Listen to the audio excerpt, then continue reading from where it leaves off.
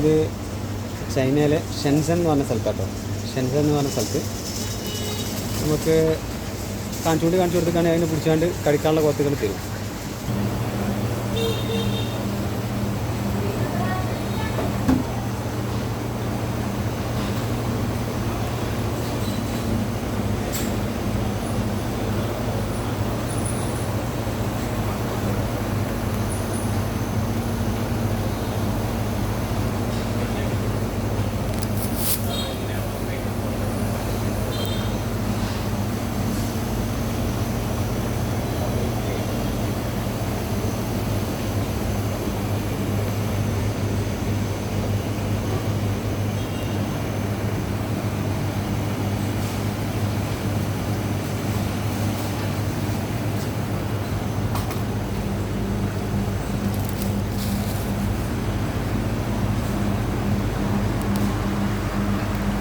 വേണ്ടത് ചൂണ്ടിക്കാണിച്ചു കൊടുത്താൽ അത് പിടിച്ചിട്ട് തരും.